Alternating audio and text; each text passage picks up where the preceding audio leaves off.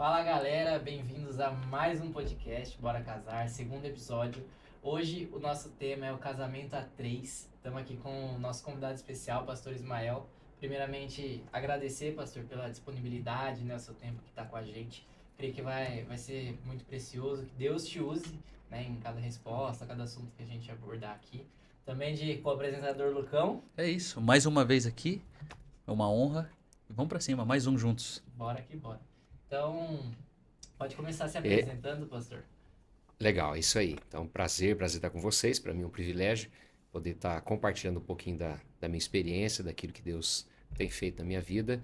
E sou, como falou, Ismael, casado, né, pai de 3 filhos.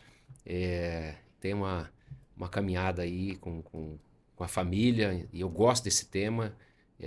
Já estudei, já falei muito sobre esse assunto. Então, estou aí para servir. Muito bom, 3 filhos, né? Só pra começar, Só 3 filhos. Muito bom, muito bom. Muita experiência e muita conversa boa pra gente ter uma troca legal aqui. É isso. Tiagão, dê-nos a honra de começar esse bate-papo aqui. E eu confesso que eu fiquei intrigado. Casamento a três. Um nome muito criativo, eu diria, Criativo, né? pra esse episódio. Não só eu, mas eu tenho certeza que a galera que tá ouvindo. Como assim? Explica mais pra O gente. que é? O Isso que é aí, isso? é meio polêmico isso aí, Explique-me mais. Conte-me mais sobre o assunto. Calma, galera, não é o que vocês estão pensando. Né? A ideia, né, do casamento a três é isso, né? O que seria, né, o casamento a três? Esposo, esposa e Deus, né, no casamento. O pastor ele vai ter muito mais propriedade, muito mais embasamento bíblico para trazer isso aqui pra gente. Né? Então vou já jogar a bola pro pastor. Vai falar um É pouquinho. isso, já tirou a bomba do colo, já é Pode, isso aí. já tô vendo. Pô, já tô casamento vendo a aí. três é esposa, esposa e Deus. E Agora Deus, com o pastor. Mas é isso, pastor. O que é, né, o casamento a três e por que eu tenho que ter um casamento a três? Tá, vamos lá. Primeiro porque casamento, quem criou Deus, ele criou duas instituições, a igreja e o casamento. Foi Deus que criou. E quando o apóstolo Paulo fala sobre casamento, ele faz a analogia, a comparação entre Cristo e a noiva, a igreja, e o homem, o marido e a esposa. E ele usa essa situação dizendo, olha, é assim que é o casamento. Então, primeiro, para você entender, para você viver um casamento na sua totalidade, na sua perfeição, falar, eu tenho um casamento, um casamento saudável, um casamento feliz, você não vai descobrir isso aqui, você não vai aprender com nada da terra. Primeiro, porque o casamento ele nasceu no céu. Então, o que você precisa vem do céu. As instruções, o como você deve proceder, o que você não deve fazer, qual o seu comportamento, então vem do céu. Uma coisa que eu sempre tenho falado nas aulas, né, de classe de casais, onde eu ministro, nos cultos de casais na igreja, eu sempre tenho falado o seguinte, tem muita diferença entre um casamento e um matrimônio. As pessoas pensam que é a mesma coisa, mas não é. Matrimônio é uma coisa, casamento é outra. Como eu também digo, que nem todo homem é marido e nem toda mulher é esposa, porque precisa ser moldado, né? E quem faz isso é Deus, né? Não tem como um casamento a dois ter sucesso. Casamento a dois vai viver assim, pode até viver até bem, razoavelmente bem, mas ser um casamento top não vai conseguir. Precisa de Deus no meio. Isso, começamos já com Esclarecido? os 2 pés no peito, esclarecido. Tem que ter Esclarecido, tem que ter Deus, faz todo sentido isso. Todo sentido. uma dúvida que Tá. veio, né? Pra gente, assim, que cristão, é fácil, né, entender Sim. essa importância. E o cara que não conhece Deus, assim, Perfeito, conhece estamos Deus, muito bem Deus alinhados. distante, Tá. né? Ele sabe que Deus existe e tudo, mas, né, não como a gente, assim, que tem relacionamento, tudo com Deus, já vem aprendendo, Tá. né? Na igreja a gente já vem aprendendo isso, a importância Tá. de Deus não só no casamento, mas nas nossas vidas, né? Que recado você daria pra esse cara que tá casando agora? Ai. Vai penar. Se Deus não entrar nesse casamento, ele vai penar. Até porque muita coisa mudou. Se você pega, por exemplo, o Brasil é um país considerado cristão. Então ele tem raízes cristãs, judaicas cristãs, né? Então você pega, por exemplo, um casamento dos anos 60, 70, 80, por mais que essa pessoa não professasse uma fé em Deus, falar, não, eu sou ateu, mas ele guardava princípios cristãos. Então, era até mais fácil, né? Mas nos dias de hoje, onde o Brasil ele perdeu essa característica, vamos chamar assim, então, o que está acontecendo hoje? Hoje as pessoas não têm... Por exemplo, vou dar um exemplo para vocês. Você pega aí nos anos 80. Nos anos 80, vamos pensar que vocês dois trabalhavam numa empresa, lá no chão de fábrica lá. E vocês estavam lá trabalhando, aí de repente você, Thiago, chegasse para ele e falasse assim, olha, cara, eu tô com muita dificuldade no meu casamento, eu tô pensando em me divorciar. O que ele falaria para você? Não, os dois sem ser crentes, sem ser religiosos, sem frequentar nenhuma igreja, sem nem mesmo conhecer a Deus. Você já tinha esses princípios. Você ia aconselhar ele assim, não faz isso não, Thiago. Pensa nos meninos, pensa na sua mãe, no seu pai, na família dela. Faz isso não separa não. Esse era o conselho de todos os homens nos anos 80, 70. Nos dias de hoje, se você estivesse hoje trabalhando numa empresa e você fizesse a mesma pergunta, o conselho dele para você seria o seguinte, cara, você deve fazer isso. O importante é ser feliz, seja feliz. Os meninos se viram. Seu sogro, sua sogra, sua família. O importante é ser feliz. Então hoje mudou muito o conceito. Mas a sua pergunta, falando da sua pergunta, o que eu vejo hoje? As pessoas que não têm princípios, não têm esses... Não é que não tem princípios, mas não são os princípios bíblicos, vamos chamar assim. Os conceitos bíblicos. O que vai acontecer? Essa pessoa vai ter muita dificuldade.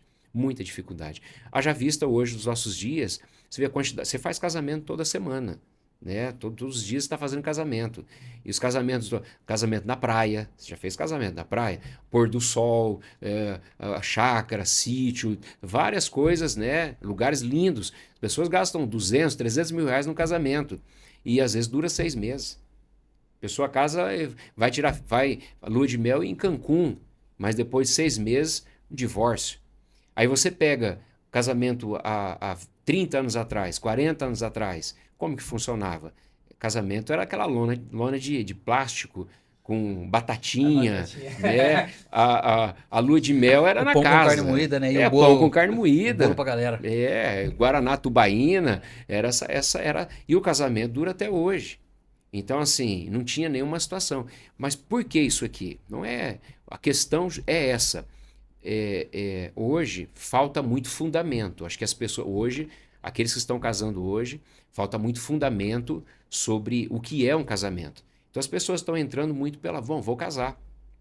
Então não há uma preparação.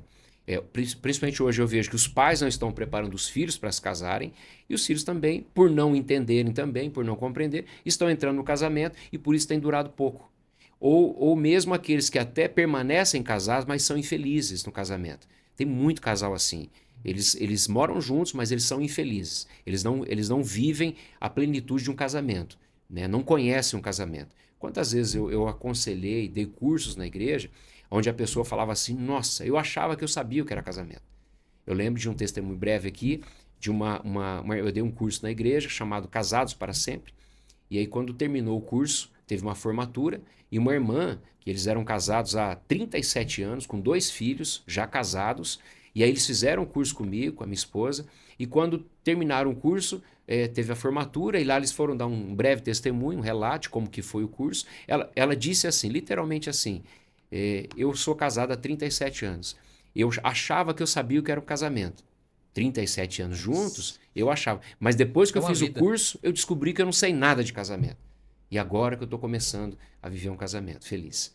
Então assim, o conselho que eu acho que dica que eu dou hoje, acho que a realidade hoje é de que as pessoas não estão preparadas para o casamento. Elas precisam se preparar para o casamento.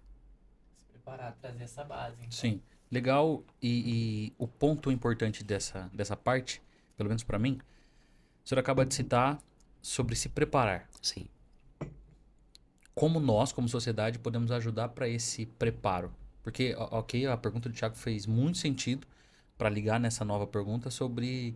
Cara, eu não sou cristão, eu não tenho frequentado, não tenho o costume de frequentar sempre as igrejas e tal. Mas é uma pessoa de princípios básicos que todo ser humano deve ter. E aonde consumir esse tipo de ensino e como melhorar essa consciência de se preparar para o casamento. Tá. Bom, lá na igreja nós temos uma prática, um costume que é uma classe de noivos, onde se estuda, tem alguns livros, um deles é Antes de Dizer Sim. Então recomendo James Dobson, então você que está nos assistindo aqui, James Dobson, Antes de Dizer Sim. Esse livro vai te ajudar muito, é um livro esse autor americano, um livro com muito conteúdo, apesar dele ser dos anos 80, mas os princípios dele são atuais, são princípios atuais. Ele não vai lidar com conflitos no casamento no sentido de... e aqui uma das coisas que eu vou estender um pouquinho mais o assunto da sua pergunta.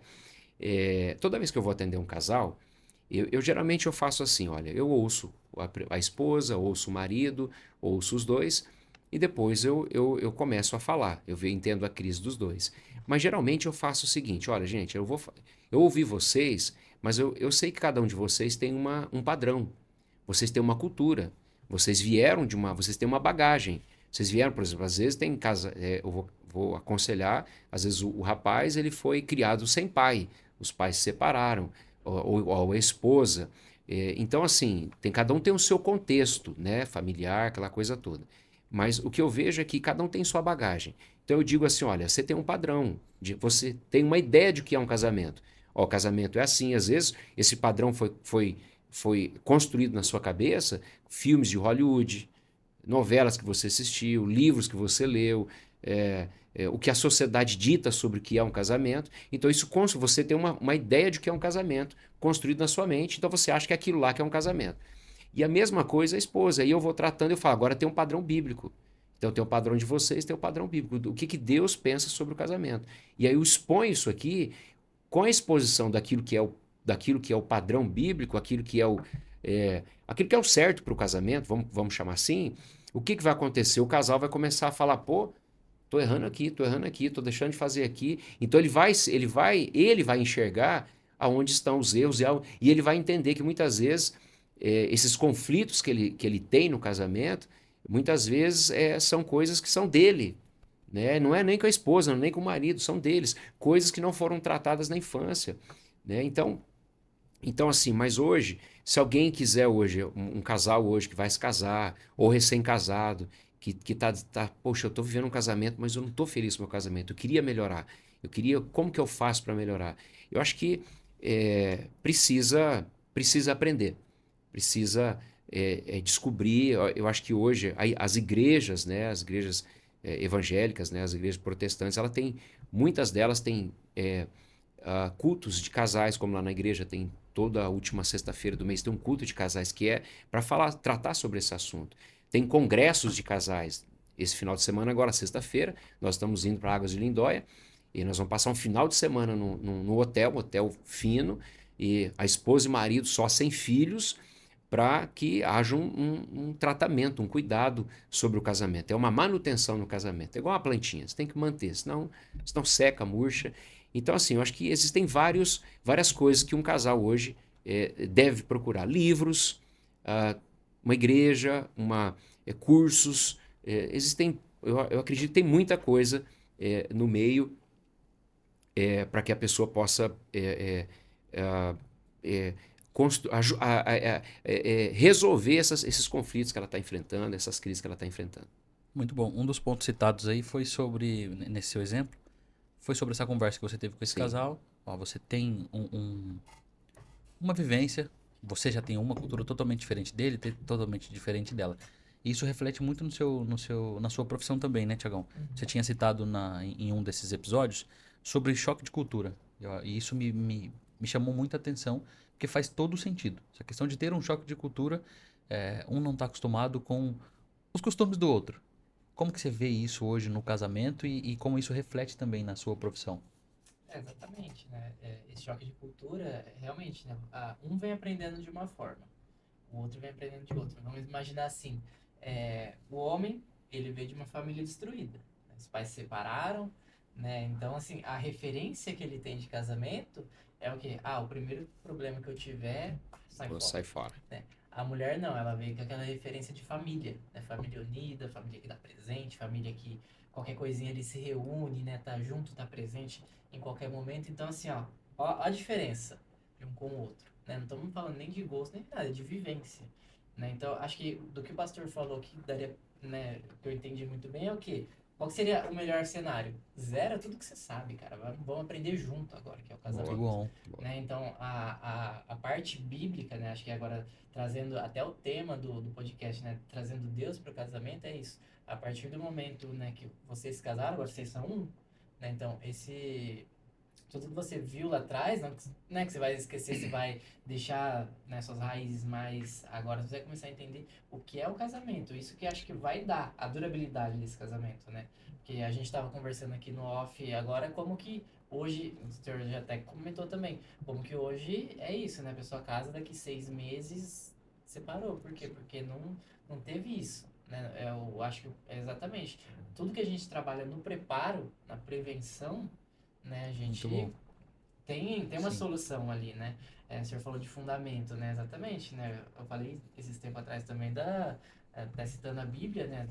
Da casa edificada sobre a areia versus a casa edificada sobre a rocha, né? Sim. Aquela que tem o fundamento, ela permanece. Vem as dificuldades, vem as crises que vão vir, né? É natural, você vai casar com uma pessoa totalmente diferente de você. Vai ter choque, vai ter, né, essa choque Sim. de cultura, né, que a gente falou ali. Então, assim, o que eu tenho que fazer, né, como que eu vou ter sabedoria para lidar com isso, né? E esse aprendizado junto ali do casal é de extrema importância, né? Porque, cara, a gente viu junto isso, a gente viveu, vamos colocar em prática isso aqui agora, né? Isso eu acho que não só no casamento, mas qualquer negócio que você for fazer na sua vida, é isso, né?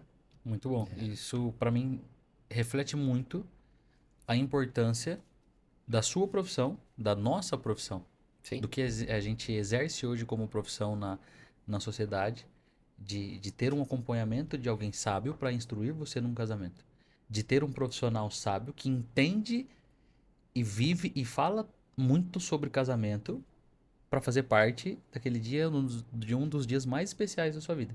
Então, tipo, não, eu vou escolher aqui, pode ser esse. Então, fica aqui até a minha dica para as noivas, para as pessoas que escutam esse podcast, esse episódio, sobre ser seleta na hora da escolha, principalmente para um dia tão especial, de realmente escolher alguém que tenha princípios, que viva o que a pessoa está falando. E puxando para um outro gancho aqui, sobre zerar tudo que você sabe. Gostei muito disso, tipo, cara, zera tudo que você sabe e vamos começar de novo.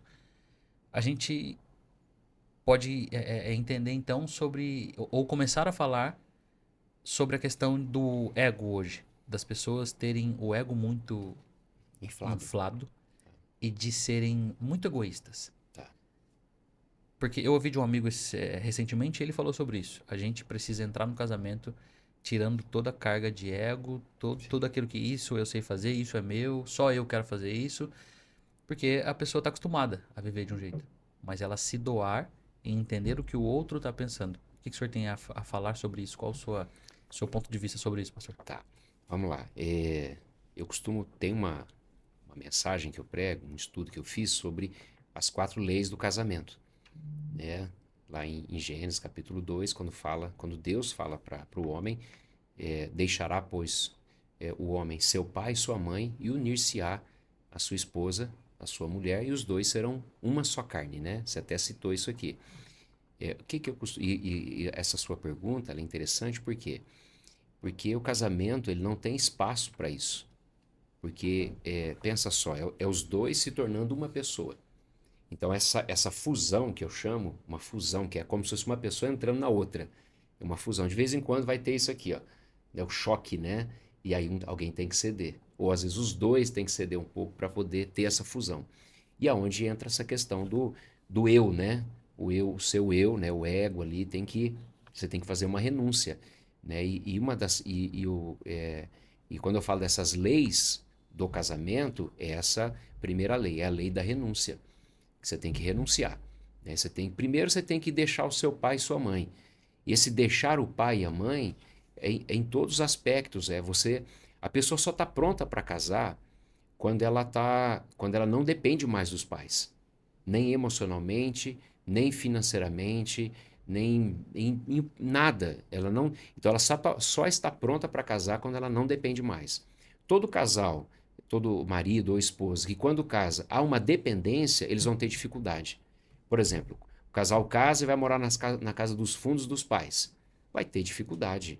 Então ele continua dependendo do pai e da mãe, porque ele está morando lá, ele vai ter dificuldade, ele não tem privacidade, ele vai ter a sogra falando lá, então assim, ele vai ter problema, isso aqui Deus ele não erra, Deus é sábio, então ele diz assim, deixa seu pai e sua mãe, e vai casar, sai, mora, né? Alguém diz assim, que você tem que morar, você não mora tão perto, para que sua sogra não vá de chinelo, mas você também não vai morar tão longe para que ela vá com mala. Né? Então você tem que morar uma distância ali. Deixa eu só anotar isso aqui, cara. Muito bom. Então, assim, eu vejo que e o casamento não, como eu disse, o casamento não tem espaço para isso. Então o casamento, a pessoa, há muita renúncia no casamento.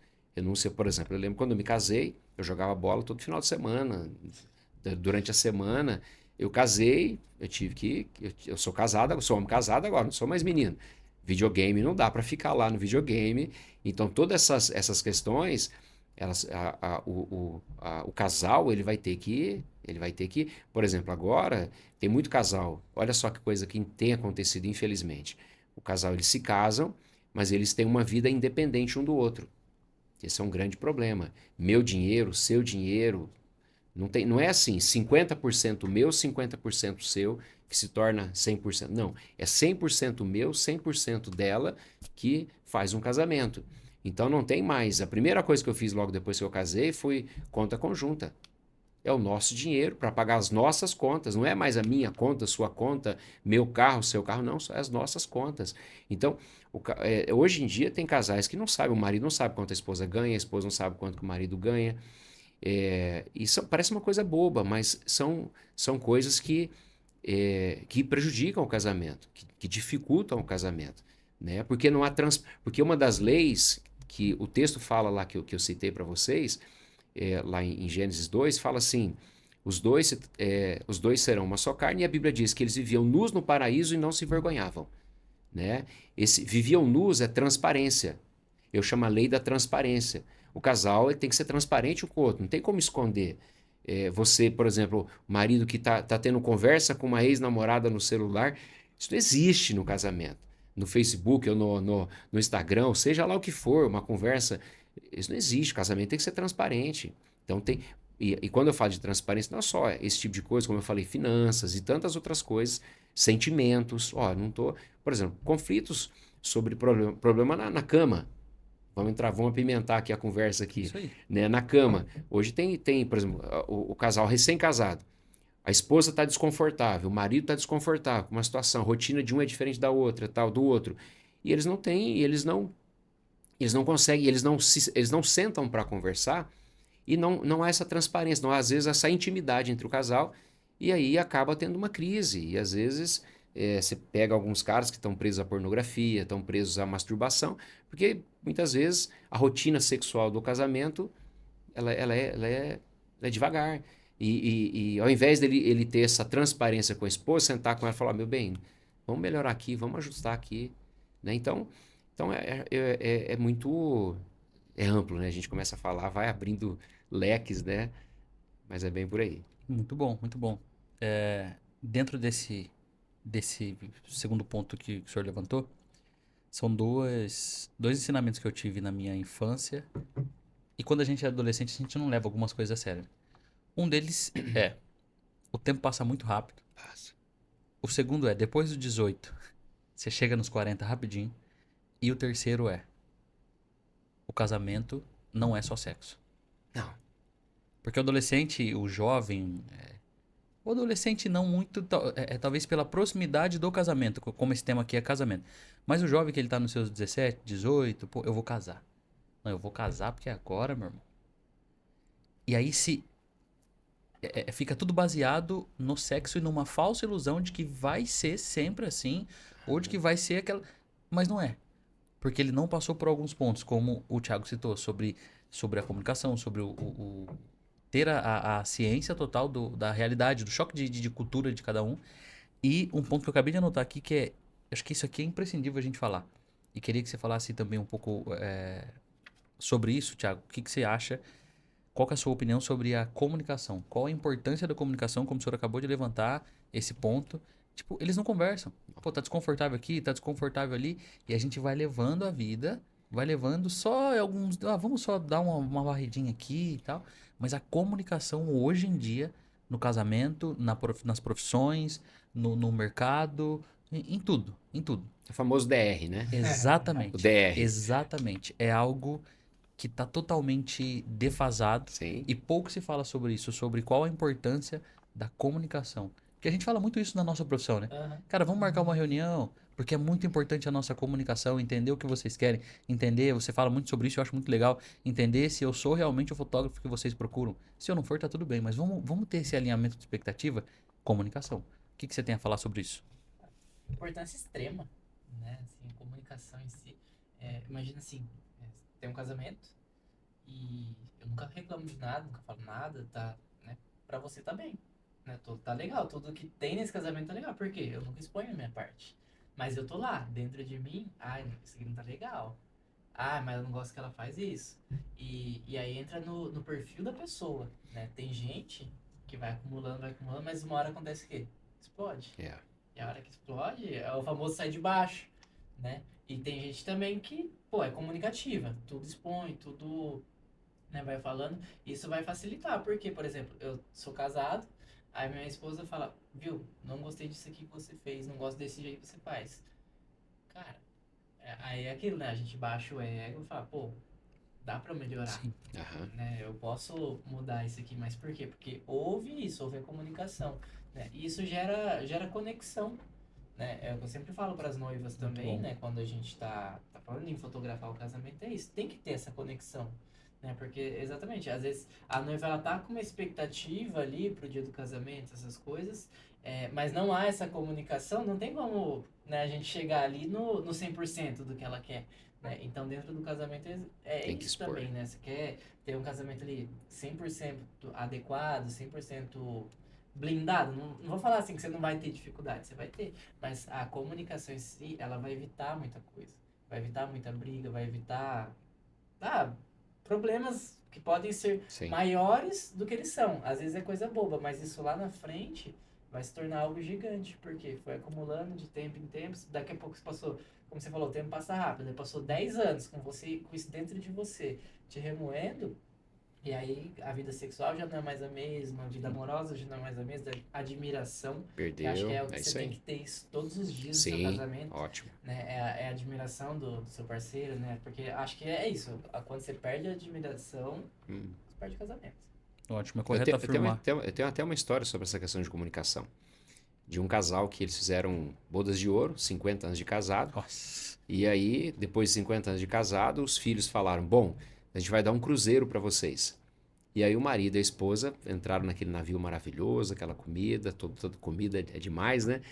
E eles estão lá tomando café, jantando toda hora, almoçando, até que um dia, né, os dois tomando café da manhã, a esposa corta lá o pãozinho, aquele pãozinho francês, então ela tira todo o miolo do pão, né? E ela começa a comer o miolo do pão, ela passa a manteiga naquela parte da casca, né?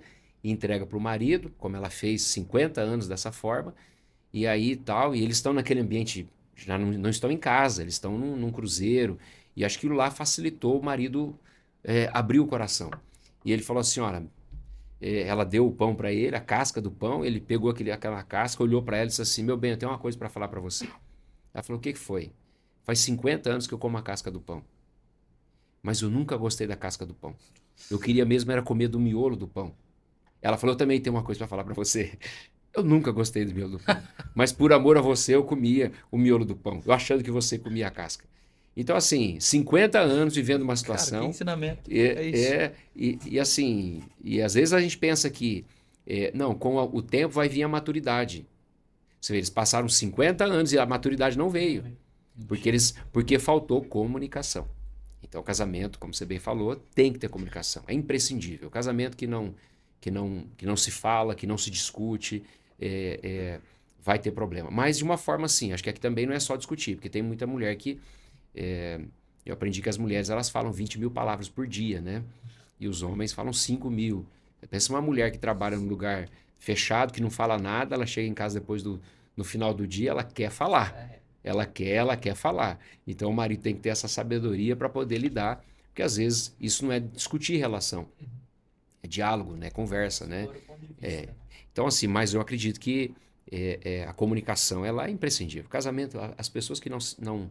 O casal que não se comunica, que não fala o que está legal, o que não está legal, vai ter dificuldade. Sim, Precisa aprender. Concordo plenamente. Tem uma máxima que fala que você não deve tratar as pessoas como você gostaria de ser tratado. Você precisa tratar as pessoas como ela gostaria de ser tratada. A gente traz isso para esse exemplo de tipo, cara, não é... Não, eu gosto do miolo, então eu vou dar o miolo. Não, cara, eu não gosto do miolo. E aí isso traz para comunicação. E também um parênteses aqui, porque a gente foi educado, de certa forma, por um bom tempo, por um poeta que cantava sempre a metade da laranja. Não, a metade da laranja, eu não encontrei a minha metade ainda, mas eu vou encontrar. Eu sou uma metade e vou encontrar outra metade. E depois que você conhece a palavra, depois que você conhece a real sobre o casamento, você entende que não é assim. Você entende que você é inteiro para você encontrar uma outra pessoa inteira e assim vocês se tornarem um só. É muito complexo isso para quem às vezes não escutou tanto assim sobre o casamento de uma forma cristã, mas eu queria perguntar agora para vocês sobre essa questão de ser inteiro primeiro para depois casar. Lá atrás o senhor falou muito sobre isso, de pesquisar, de estudar, Sim. Vamos entender sobre o casamento e vira um ciclo vicioso do bem. A pessoa conhece sobre ela estuda, então ela coloca em prática e ela erra, mas ela refaz a rota e vai de novo e refaz a rota e aprende. E isso vai tornando-se esse ciclo do bem. Como é o embasamento cristão sobre ser uma pessoa inteira para depois procurar alguém? Principalmente aqui um ponto para os jovens e talvez que estão ali num noivado, num namoro. Mas será que é essa pessoa mesmo? Será que eu estou inteiro ou estou colocando as minhas expectativas nessa pessoa? Bom, primeiro a pessoa precisa entender o que é ser solteiro.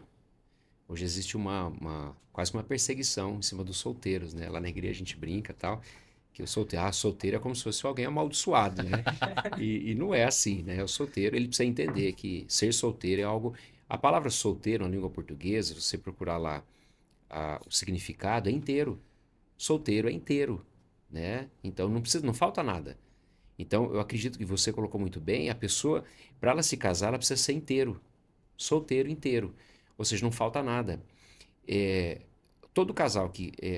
pensa só numa menina ou um menino, um rapaz ou uma moça, que vai se casar. Pensa numa moça assim, eu preciso me casar porque eu não aguento mais o meu pai. Então a motivação dela, ela quer casar para sair de casa. Né? Ou então uma moça que conheceu um rapaz estruturado, um empresário, e ela fala assim, bom, eu preciso me casar porque eu não quero mais trabalhar. Eu quero a independência financeira, então eu vou casar com ele, né? O famoso golpe do baú, né? Então, e aí ela vai casar, mas você vê que a intenção dela, eu acredito assim, que toda pessoa só está pronta para casar quando ela não precisar casar. Parece um paradoxo, né? Só está pronta para casar quando ela não precisar casar. Quando ela não vai, ela tá resolvida. Eu costumo chamar de pessoa resolvida. Então, uma pessoa resolvida, então ela não tem problema assim. Eu vou casar porque eu não aguento mais meu pai e minha mãe. Não quero mais morar com os meus pais. Não. Ela tá bem com a família dela. Tá bem com o pai, tá bem com a mãe, tá feliz. Ela é uma pessoa resolvida. Então, não esse vai ser o motivo dela se casar. Ela não vai sair de casa por causa disso. Ou então, eu vou me casar por conta do sexo, né, que você até citou também. Então, assim, é uma pessoa resolvida. Não, eu tô bem. Claro, há uma necessidade. Né, a gente brinca, né, na igreja que a pessoa se converte, mas os hormônios não. Os hormônios são os miseráveis, eles não têm. Então, assim, mas eu penso que a pessoa só está pronta para casar quando ela for uma pessoa resolvida, bem resolvida. Aí ela está pronta. Porque se ela pensa em duas pessoas mal resolvidas se casando, vai ter muito problema. Muito bom. Muito bom. E é louco, né? O senhor fala muito isso na igreja também, né? Às vezes a pessoa tem esse pensamento também, né? Eu vou casar para ser feliz. Né? Nossa, eu não sou feliz, mas depois que eu casar, aí. E acho que é uma o maior É um erro. erro, né? é um O erro. maior- É um erro. Coloca é toda a cilada. expectativa naquela pessoa, né? É. Justamente. Cara, você colocou em outra pessoa, né? Que você não sabe nem se tem os mesmos gostos, né? Se vai, né, corresponder àquilo que você precisa. E você coloca sua esperança ali. E aí não tem a comunicação, Não, aí você tá esperançoso em uma pessoa e ela também tá esperançosa em E você. você? Porque ele É tava isso aí. louco pra fugir É, da casa dos é. pais. E ela tava louca pra fugir da casa dos pais. Mas agora vai porque ele é incrível, ele é perfeito. Não, E não é. eu costumo até brincar, eu falo assim que você, às vezes em casamento eu falo isso, né? A pessoa, a moça, né? Ela se prepara, não, vou casar com um príncipe. E ela casa e ela descobre depois do casamento que ela não casou com o príncipe, ela casou com o cavalo do príncipe. Muito bom. Essa é a pior frustração que alguém pode ter, né? Então, é como vocês falaram, colocar toda a expectativa em alguém e não vai. Você não casa para ser feliz. Quando eu casei, sabe o que eu aprendi? O quê? Você falou isso aí da metade da laranja. A gente idealiza muito isso, né? Você vai achacar a metade, nessas coisas. E, A tampa da A panela. tampa da panela, é. e acho que assim, eu cheguei em um momento, né, que eu... Exatamente, eu não preciso casar, né? E aí, quando né, eu conheci minha esposa, eu tinha 11 anos de idade, né? A gente cresceu junto, tudo, mas nunca com esse olhar, né? Vou casar com ela. E quando a gente começou, né, se relacionar essas coisas, eu entendi que o amor, ele é uma decisão. E aí eu decidi amar ela todos os dias, né? Isso é o casamento, Sim. né? Não Perfeito. só o amor com a esposa, o amor com Deus também, ele é uma decisão, né? O senhor fala isso na igreja, né? Que a gente nasceu pra amar, Sim. né? Então, assim, você vai amar alguma coisa. O você homem vai foi criado para é, amar. Você vai amar o dinheiro, você vai amar a sua profissão, você vai amar Deus, né? E dentro do casamento é isso, é uma decisão. Você decide e aí você vai fazer com que todos aqueles dias você ame cada vez mais. Muito bom. A gente vai para uma pauta aqui agora, então. Dentro disso que você acabou de falar. Sobre decisões. Sobre decidir amar a Deus, decidir amar a pessoa. Se doar para que isso aconteça. Tipo, eu vou fazer a minha parte para que isso aconteça. Fazer a minha parte. Alguns homens não fazem isso. Hoje em dia mais. Então, o meu papel aqui é só soltar os polêmicos. Eu solto os polêmicos e vocês se resolvam por aí. Tá. Mas, pastor, e Tiago? O papel do homem hoje no lar. Algo que a gente tem propriedade para falar sobre sermos o homem da nossa casa. Qual é a sua visão hoje sobre essa questão do homem já não estar disposto a se doar? Do homem já não querer mais se entregar e principalmente pelo princípio básico que a gente aprende, que é nós somos feitos, criados como homens da casa para dar a vida pela nossa esposa. Sim. Aonde que isso se perdeu e como é a sua visão sobre isso hoje? Tá. A visão de vocês sobre isso hoje? Então, vou começar aqui, então. Se a gente pegar a história, né, estudar mesmo a história, a gente vai descobrir que até os anos 50, a sociedade europeia, ela tinha um modelo de família, um modelo patriarcal. E aí veio uma francesa lá e começou com uma questão do feminismo, começou a levantar a questão do feminismo, que eu não acho de todo mal, mas tem um limite, né? Tem acho que umas ressalvas, né? E na França e na Europa, nos anos 70, começou a mudar esse padrão de família. Então, o modelo de família patriarcal, onde o marido trazia o sustento para casa, a esposa cuidava dos filhos, cuidava da família, cuidava da casa, algumas até cuidavam da educação. Ela era responsável por ensinar o filho a ler, escrever, né? Depende da região que morava e tal.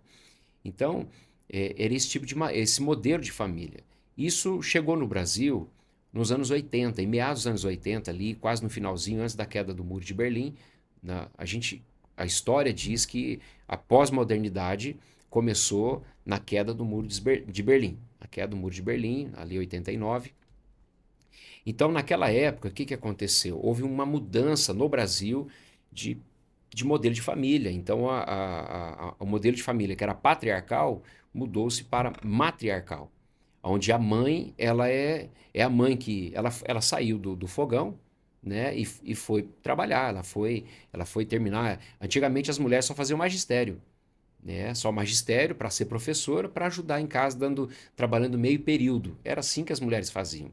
Era, né, nos anos 80 aí que eu vivi essa época, né? Mas os anos 90, isso a mulher ela foi para a rua, ela foi trabalhar, ela foi conquistar o seu espaço, e não tem nada de errado com isso. As mulheres, elas começaram ela que trocava geladeira, comprava máquina a primeira máquina de lavar, quem comprou foi a mulher, o modelo matriarcal já, as mulheres que trabalhavam, tal, porque o marido, ele entendia que o tanque estava bom. Então houve essa mudança de realidade nas famílias, né? Para você ter uma ideia de como isso está hoje, eu vi uma pesquisa no IBGE, no segundo IBGE, 2017, não falha a memória, lá diz o seguinte, sabe? Essa pesquisa diz que 62% dos carros novos que saem hoje, quem compra é mulher. A mulher que compra os carros novos. 68% dos apartamentos, não é casa, mas apartamentos novos, quem compra hoje, mulher. Essa é a pesquisa. Então, as mulheres... Se você pega uma menina de 23 anos hoje, 25 anos, ela já fez a faculdade, ela está fazendo a pós, ela está comprando o apartamento dela, ela já comprou um carrinho já novo, ela está andando de carrinho novo. Ela está assim, as mulheres estão voando. E ótimo, tem nada de errado com isso, está tudo certo. O problema é que há um desequilíbrio. Os homens de hoje, a sua pergunta é relacionada aos homens, por que os homens não são... têm dificuldade hoje para ser o homem da casa, os homens de hoje, você pega um menino de 23, 25 anos de idade, ele mal terminou o segundo grau, ele não trabalha, não para emprego, não consegue trabalhar, ele não vai, não flui, as coisas não acontecem. Ele tá sonhando em ser jogador de futebol, ele quer ser gamer, ele quer ser influencer, ele quer ser... Então, ele fica o dia inteiro. Ele quer ser tudo menos provedor. Menos provedor. Hoje você encontra, né? Eu saio da igreja hoje, onde eu moro, a igreja é em Campinas, mas eu moro em Valinhos. E o percurso que eu faço, lá tem muita montanha, muito morro. O que eu vejo de os meninos barbudo, soltando pipa, é um negócio assim, 3 horas da tarde, 2 horas da tarde, 11 horas da manhã, não tem hora. Numa quarta-feira. Uma quarta-feira. Não é nem no sábado. Não é nem no sábado. Então essa é a realidade. Então hoje, infelizmente, os homens hoje, eles estão, a sociedade... E assim, eu fico muito preocupado com a nova geração. Com essas meninas hoje de 25, 30 anos, com quem que elas vão casar? Porque não tem homem. Já há uma desproporção no sentido de há mais mulheres do que homens. E os homens que têm ainda estão nessa dificuldade toda de isso. E aqui eu acho que é um reflexo, na verdade eu vejo que é um reflexo dos pais de hoje, da forma que os pais hoje estão educando seus filhos e preparando os filhos para o casamento. Então, só que hoje, voltando à sua pergunta, estendi um pouquinho mais aqui, mas eu vejo que o homem hoje, para ser o cabeça do lar, da casa, o marido, o provedor, ele precisa ser homem, ele precisa ser macho. Eu costumo, lá na igreja, o nosso ministério de homens da igreja chama macho. Quer dizer, podia ter tanto nome, né? Homem de honra, homem disso, coloquei macho. Por quê? Porque eu sinto que há uma desmasculinização, né, dos homens, né?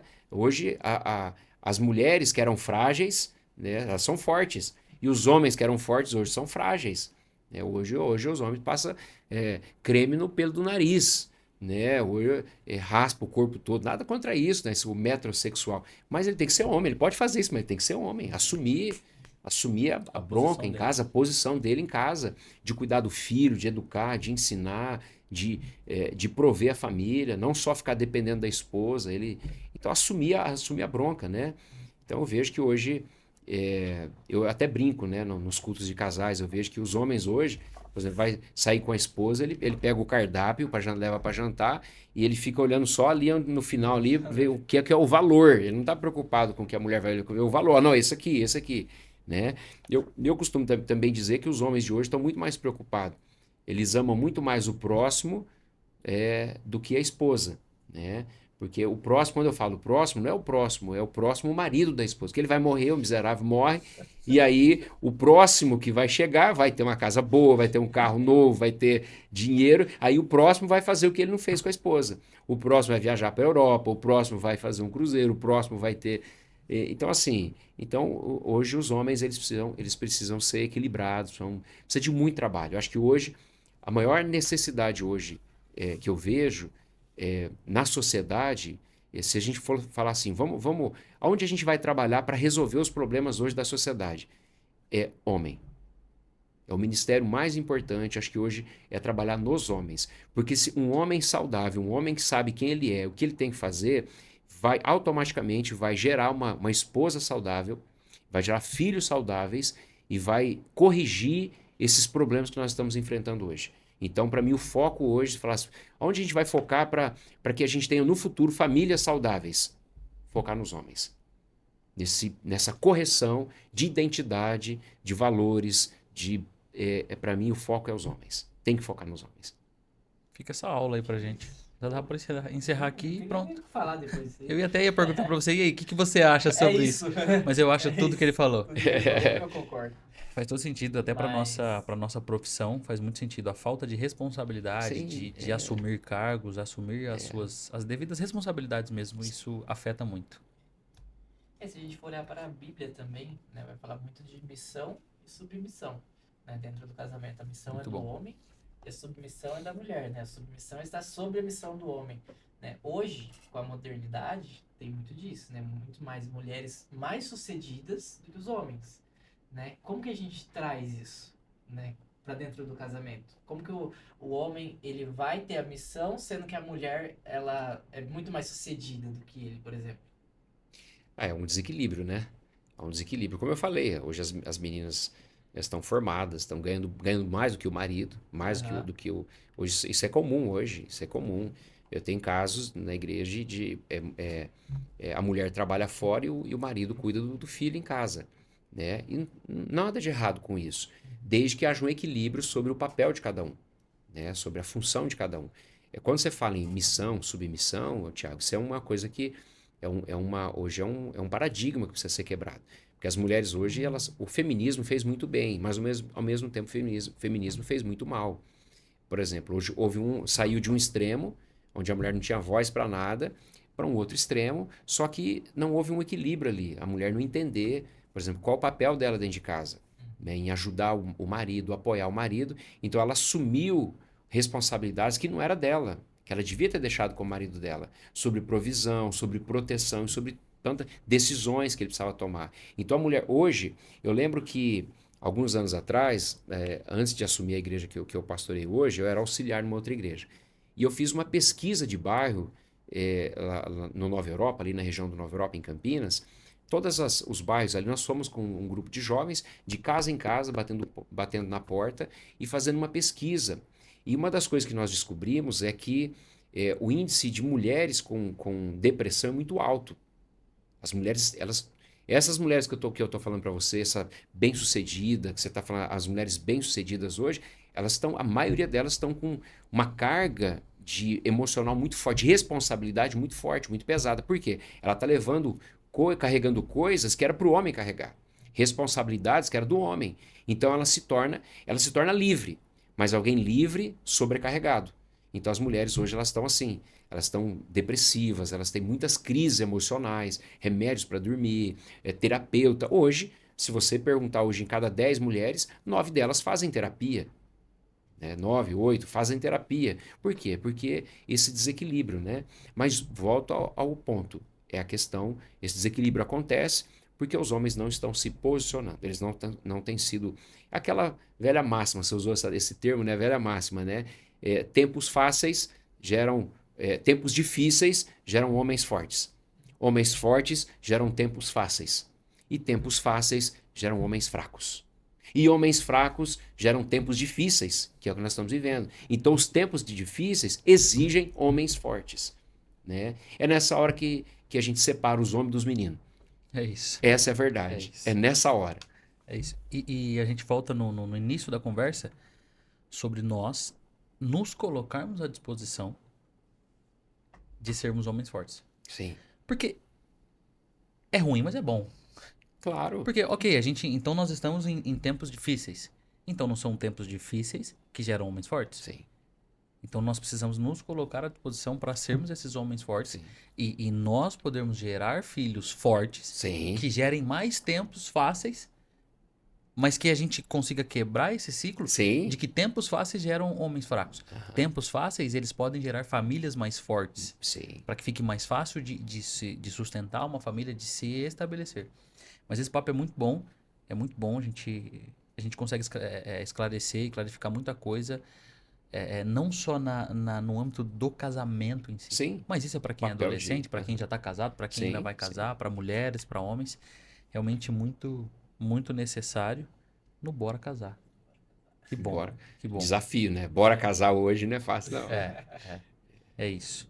Mais um ponto aqui pra gente encaminhar pro final. A gente tá falando já há quase 1 hora, e um papo muito Uau! gostoso, É. que roda muito bem. O que o senhor diria pra quem tá nesse processo? E se tiver algum complemento dessa pergunta, eu acho que para ficar mais direto ali para os ouvintes. Acho que antes dele responder, fala quantos anos o senhor tem de casado? Essa é a O pergunta senhor que não quer diria calar. para quem tá casando agora, né? Lógico que o senhor falou muito da diferença de quando o senhor casou e dos casamentos de hoje. Né? Então, o que você deixaria pra galera aí? Bom, falar com você então, que tá aí, né? Como eu falei, 20 anos de casado, né? No comecinho da conversa eu até citei o tempo, né, de casado, mas eu vejo assim, acho que não é o tempo em si do casamento, mas é aquilo que você aprendeu, aquilo que Deus falou. Por exemplo, contar uma experiência rápida aqui. Minha esposa é a filha caçula, né, de 5 irmãos. Quando eu a conheci, a primeira coisa que eu fiz foi falar com o meu pastor, aí depois fui falar com ela, e nós começamos um processo de corte. Eu levei ela no shopping, fui no cinema, fui comer lanche com ela, sem pegar na mão dela. Isso começou em novembro, em fevereiro, ah, fevereiro, até fevereiro, aí eu fui falar com o meu pastor, ele falou assim, olha, tem afinidade? Tem muita coisa em comum? Tem. Você realmente quer namorar com ela? Eu falei, quero. Eu falei, então tá bom. Aí eu disse, senhor, eu quero sua bênção. Ele falou, tá abençoado. Aí eu fui falar com os meus pais abençoaram. Eu fui falar com a minha sogra. Quando eu fui falar com a minha sogra falou, mas se faz isso ainda hoje? Eu falei, claro que faz. Né? E aí então ela abençoou. Aí quando eu saí da casa, no portão, que eu fui dar o primeiro beijo nela. Então foi assim o nosso início de namoro. Mas logo depois, quando eu fiquei noivo com ela, nós casamos foi muito rápido, né? Isso foi em fevereiro, em setembro, no dia do aniversário dela, levei ela para jantar, um buquê de flor com as alianças dentro lá, e aí fui na frente, combinei com o garçom, aquela coisa toda, e aí no restaurante ela trouxeram, pedi ela em casamento, né? Pedi ela em casamento, aceitou, e aí fui falar com a sogra, que eu ia casar com ela, pedi ela em casamento.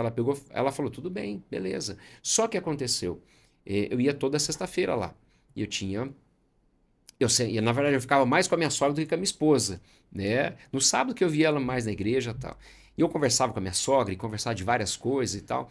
E aí, o que aconteceu? Depois que eu fiquei noivo com ela, eu voltei a frequentar de sexta-feira na casa dela, ela não me recebia. Ela ficava no quarto. Eu ligava lá, ela falava, alô, assim, seca. Eu falei, meu Deus, ela mudou comigo. Ela mudou comigo. E aí eu fui falar com Deus. Falei, Deus, o que eu faço? Então eu não fui consultar ninguém, eu fui consultar Deus. Por isso a importância de ter um casamento a três. Deus no casamento. Falei, Deus, o que está acontecendo? E aí Deus me mostrou, falou para mim, falou, olha, meu filho, você tem que entender. Ela é a última filha que está em casa, ela vai sair. Minha sogra morava sozinha. Então, ela vai sair de casa e quando ela sair de casa, ela vai ficar sozinha. Então, o problema não é você. Podia ser qualquer outra pessoa. E é inconsciente. Ela está achando que você está roubando a filha dela. É inconsciente. Ela não sabe disso aqui. É inconsciente. E eu falei, bom, minha sogra gosta muito de flores. Eu fui no Ceasa, comprei uma orquídea linda. E eu fui lá numa sexta-feira, cheguei com a orquídea. A hora que minha esposa abriu o portão, ai, para mim. Eu falei, não, não é para você, não. É para sua mãe. E aí entrei na sala, falei assim, chamei minha sogra, ela foi lá, veio de pijama toda brava, e ela veio, abriu, quando ela me viu, porque a Bíblia diz que o presente alarga o caminho. E aí quando eu dei quando ela viu aquelas flores, ai que linda, já me abraçou, aquela coisa toda, aí sentamos e falei, minha sogra, eu preciso conversar com a senhora. A senhora é muito especial para mim. Se não fosse a senhora, não tinha a minha esposa, a Miriam, que ainda não era esposa, né, minha noiva, né? Não tinha a Miriam, eu sou eternamente grato à senhora, mas eu queria dizer para a senhora que eu não estou roubando ela da senhora. A senhora está ganhando mais um filho, não está perdendo a filha.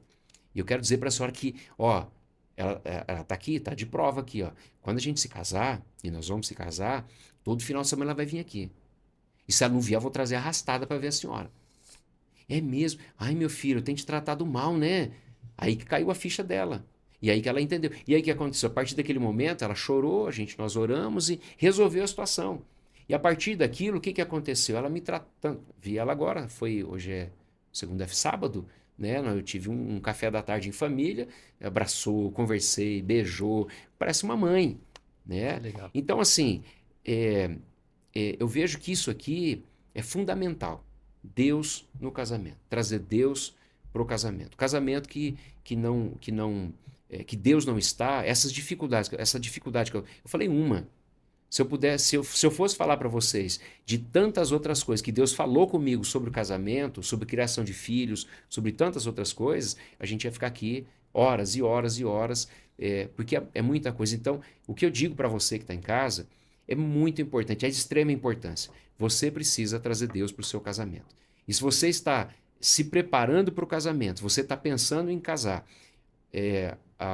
os profissionais que vão fazer o casamento são importantes, são de extrema importância a escolha, né, para fazer aquele casamento dos seus sonhos, mas você também precisa se preparar. Você precisa se preparar e a pessoa que vai casar com você também precisa estar preparada. Então isso aqui é uma coisa, porque é uma aliança, né, e é uma aliança que ninguém casa para te separar. Ninguém casa para dar errado, todo mundo casa para dar certo. Então, é necessário você aprender, entender e buscar Deus, trazer Deus para o seu casamento. O primeiro milagre de Jesus foi no casamento. Então, quando aquele casal convidou Jesus para o casamento, eles entenderam a importância de Jesus estar no casamento. E quando acabou o vinho, Jesus multiplica, ou Jesus transforma a água em vinho. Então, houve um milagre naquele casamento. E quando o casal não tem Jesus no casamento? Quando Jesus não faz parte do casamento? Quando há uma falta, aí não tem milagre. Aí não tem e aí por isso que os casamentos são desfeitos. Deus, o propósito de Deus é a família. Ele quer, o desejo dele é que a família ela viva na plenitude, ela tenha filhos, ela procrie, ela gere. E esse é um outro problema hoje, né? E aqui eu vou estender mais um pouquinho. Depois vocês cortam aí. Por exemplo, a sociedade hoje diz assim: não tenham filhos. Não tenham filhos, porque filho dá trabalho, filho pode nascer com doença, filho pode isso, escola tá caro, escola... Então a sociedade diz: não tenha filhos. Mas enquanto Deus diz outra coisa. Porque a Bíblia diz lá em Gênesis 1, 28. Crescei, multiplicai, enchei a terra, tenham filhos. Então, se Deus está falando tenham filhos, Ele está dizendo tenham filhos porque eu vou prover, eu vou cuidar de vocês, se vocês tiverem, pode deixar que eu faça o resto. Lá na igreja tem um casal agora que já tem 3 filhos, estão querendo ir para o 4º filho, ainda são novos, e até minha esposa, numa conversa que nós tivemos recentemente, falou assim: se nós fôssemos mais novos, a gente ia ter pelo menos uns 5, 6. Né? Cultura, os americanos têm 5, 6, 7 filhos e é normal, e olha o país próspero que é. Sim, sim. É isso aí. Tem muito essa questão, abrindo esse parêntese, tem muito a questão de nós estarmos pensando totalmente errado. A galera antigamente tinha muitos outros filhos. Conversei com um casal recentemente. A avó dela tinha 12 filhos. Teve Sim. 12 filhos. E famílias com mais filhos eram mais prósperas. Sim. Eram mais fortes. Sim. Conseguiam arar os terrenos terrenos muito maiores do que os vizinhos. Uhum. E hoje é o contrário. Porque antigamente os filhos serviam para dar uma base forte para a família. E hoje não. Hoje a família precisa dar uma base forte pro filho, porque ele precisa vir com tudo. É isso aí. E não é assim, cara. É isso aí. Não é assim. Eu vou ser pai. Não sei quando que você tá assistindo esse podcast, mas ontem eu descobri que o meu filho, que vai ser um filho. Menino, Um menino. uau, parabéns. Muito obrigado, fiquei muito feliz. E o que mais me veio à cabeça é formar para ser um homem. Sim. Sim. Ter filhos para que ele seja homem, para que ele seja um filho homem, para que ele seja um marido homem, para que ele seja um servo homem. Sim. Então, muito bom esses ensinamentos aqui. Com certeza, assim como o caderninho ficou cheio aqui, vai ajudar muita gente. Não, e assim, a gente percebe, por exemplo, vou falar aqui de um problema que hoje tem, que recentemente eu tive que fazer o velório de um rapaz onde ele era filho único. E agora os pais estão lá com 50 e tantos anos, eles não podem ter mais filhos. Como é que faz? Toda a geração se foi. Acabou. Então, assim, você não. É um erro. Imagina só. Você tem quantos irmãos? 1. Um só. Um só. Você tem Duas. 2 irmãs, né? Por exemplo, eu sou o filho mais velho de 5 irmãos, Ó, né? Sou o primogênito aqui. Se meus pais tivessem parado em mim, seu filho mais novo ou mais velho? vai ser Não, eu sou o mais velho. você é o mais Eu sou o velho. mais velho. A pessoa, se os seus pais tivessem parado em você, Sim, você teria seu irmão. sim. Então, A assim, continuidade da geração, né? Então eu vejo assim que é claro que tem que ter um controle. Você tem que saber até onde você pode ir, né? Porque tem gente aí que não tem condição de criar um e tem 4, né? Então não dá. Mas eu acredito que é uma família, se é uma família estabilizada, uma família equilibrada e pode ter mais filhos, por que não? Por que não? Porque filho é bênção, gente. Eu posso dizer para vocês, eu fui criado, com certeza vocês também, uma casa cheia, aquela festa, né? Minha casa, meus avós, minha mãe é a filha mais velha de 10 irmãos. Meu pai é o filho mais velho de 10 irmãos. Então pensa numa família grande. Quando se Sim, reunia, que gostoso. Natal, Ano Novo, as festas, era assim, muita gente. Então isso é muita alegria, né? Eu posso dizer que eu tive uma infância feliz, eu fui muito feliz na minha infância, por ter muitos amigos, muitos parentes, primos, tios, aquela coisa toda, né? Então, hoje, as crianças hoje elas são criadas no apartamento, elas soltam pipa no ventilador, né? Então, hoje, por quê? E isso é ruim, porque não... E, além disso, não tem amigos. São muitas crianças hoje... tem um pastor amigo que ele é psicólogo, ele trata só crianças. E ele não tem horários. Vocês falam, não tem horário. É porque as crianças hoje, elas estão estão tendo muita dificuldade. E um dos problemas é relacionamento. Não tem irmãos, não tem primos, não tem com quem brincar. Então, tenham filhos. Conselho para você. Casou? Pode ter filhos? Tenho muitos filhos. É isso. Faça filhos. É isso. Faça filhos. Pronto. A dica do podcast, então, é faça filhos. Faça filhos. Coaching dica coaching do dia. É isso, cara. É isso. Bom, muito bom. Papo muito gostoso, muito produtivo e de muitos ensinamentos. Rico em conteúdo hoje, hein? Com Isso. certeza, com Pastor, certeza. agradeci mais uma vez a presença, né? Hoje aprendemos muito aqui, Com né, certeza. sobre, achei isso, Deus no casamento, a importância de Deus no casamento e ter essa base, né? Trazer essas bases pro casamento para você ter um casamento duradouro, né? E respeitar aquilo que a Bíblia nos ensina, que até que a morte nos separe, sim, né? Não sim. uma dificuldade. Sim. Então, é isso, né? Deixando meu sincero agradecimento a você que está assistindo também. E fica aí sempre o nosso convite. E aí, bora casar?